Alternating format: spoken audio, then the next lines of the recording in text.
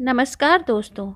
स्थिर जीवी अपने सभी साथियों को मेंढक और काले सांप की कथा सुनाता है, जो इस प्रकार है। नमस्कार दोस्तों, एक और कहानी में आपका स्वागत है। हमारी आज की कहानी का नाम है सांप की सवारी करने वाले मेंढक की कहानी। सालों पहले वरुण पर्वत के पास एक राज्य बसा हुआ था। उस राज्य में एक बड़ा सा सांप मदविश भी रहता था। बूढ़ा होने की वजह से वो आसानी से अपना शिकार ढूंढ नहीं पाता था। एक दिन उसने तरकीब सोची। वो तुरंत मेंढकों से भरे हुए एक तालाब के पास पहुंच गया। वो दुखी सा होकर एक पत्थर के ऊपर बैठ गया। तभी पास के पत्थर पर बैठे एक मेंढक ने उसे देखा।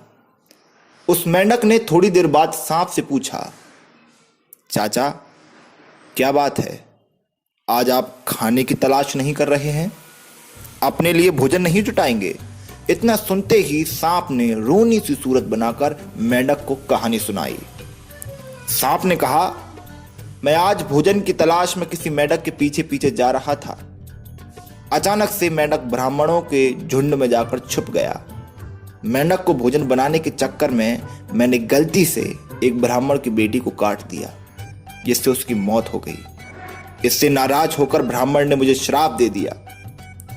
उन्होंने मुझे श्राप देते हुए कहा कि तुझे अपना पेट भरने के लिए मेंढकों की सवारी बनना पड़ेगा। इसी वजह से मैं इस तालाब के पास आया हूं। यह बात सुन मेंढक तुरंत तालाब के अंदर गया और अपने राजा को सारी बातें बताई। राजा कहानी सुनकर हैरान हुआ। पहले तो उसे बिल्कुल भी यकीन नहीं हुआ। कुछ देर सोच तालाब से बाहर निकलकर एकदम कूदते फन पर जाकर बैठ गया। राजा को ऐसा करते हुए देखकर अन्य मेंढकों ने भी ऐसा किया।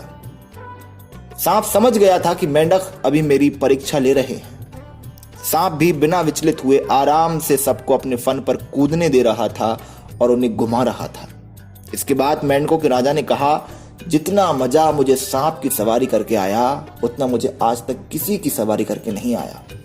मेंढकों का भरोसा जीतने के बाद अब धीरे धीरे सांप रोज मेंढकों की सवारी बनने लगा। कुछ दिन बाद चतुर सांप ने अपने चलने की गति थोड़ी धीमी कर दी। ये देखकर मेंढकों के राजा जलपाक ने पूछा, हे सर्प, तुम्हारी चाल इतनी धीमी क्यों है? इसके जवाब में सांप ने कहा, एक तो मैं बूढ़ा हूं और ब्राह्मण के श्राप की वजह से बहुत दिनों से भूखा भी हूं। इसी वजह से मेरी गति कम हो गई है। इतना सुनते ही राजा ने कहा, तुम छोटे छोटे मेंढक को खा लो। ये सुनकर ही मन सांप बहुत प्रसन्न हुआ। उसने कहा, राजन, मुझे ब्राह्मण का श्राप है, मैं मेंढक खा नहीं सकता हूं, लेकिन अगर आप कहते हैं तो मैं खा लेता हूं। ऐसा करते करते वो रोज छोटे छोटे मेंढक खाने लगा और वो तंदुरुस्त हो गया। अब सांप को रोज बिना किसी मेहनत के खाना मिल रहा था। सांप काफी प्रसन्न था। मेंढक सांप की चाल अब तक नहीं समझ पाए थे। मेंढक के राजा को भी सांप की साजिश की भनक नहीं लगी। होते होते एक दिन मेंढक के राजा जलपाक को भी सांप ने खा लिया और तालाब में रहने वाले सारे मेंढकों के वंश का नाश कर दिया। तो दोस्तों, इस कहानी से हमें ये सीख मिलती है कि किसी भी शत्रु की बात का जल्दी से भरोसा नहीं करना चाहिए। इससे खुद की और अपने लोगों की हानि होना निश्चित है। तो दोस्तों, सांप की सवारी करने वाले मेंढकों की कथा सुनाने के बाद स्थिर जीवी कहता है कि बुद्धिमान समय पर दुश्मन को पीठ पर चढ़ाता है। बड़े काले सांप ने बहुत से मेंढकों को मार डाला। हे राजा, जिस तरह मंदविश ने अपने बुद्धि बल से मेंढकों को मार डाला, उसी तरह मैंने भी सब बैरियों को मार डाला है।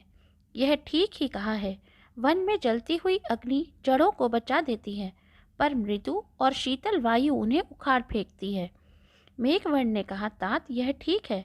जो बड़े होते हैं वे महान आपत्ति आने पर भी आरंभ किए हुए काम को नहीं छोड़ते। शत्रु का नाश करके तुमने मेरा राज्य निष्कंटक बना दिया है। अथवा नीति शास्त्र जानने वालों के लिए यह ठीक ही है। कहा है कि बाकी कर्जा, अनबुझी आग, बची बीमारी और उसी तरह बचा हुआ शत्रु फिर से बढ़ते हैं।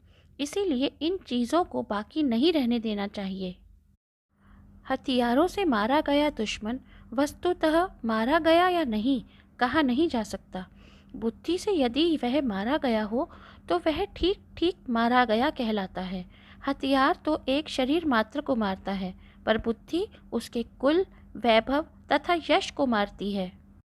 स्थिर जीवी मेघवर्ण से कहता है कि हे राजन, अब आप सुखपूर्वक अपने राज्य का भोग कीजिए। तो दोस्तों, इसी कहानी के साथ तीसरा तंत्र, जो उल्लुओं और कौओं की कहानियों पर आधारित है, समाप्त होता है। पंचतंत्र का चौथा तंत्र लब्ध प्रणाश, जिसका अर्थ है हाथ लगी चीज का हाथ से निकल जाना, हम आपके लिए कुछ दिनों के अंतराल के बाद लेकर आएंगे। दोस्तों, अगर आपको ये कहानी अच्छी लगी तो इसको लाइक कीजिए और हमें कमेंट करके बताइए। अगर आप हमारे चैनल पर नए हैं तो इसे सब्सक्राइब कीजिए और इसी तरह की और भी कहानी सुनने के लिए हमारे साथ बने रहिए। धन्यवाद।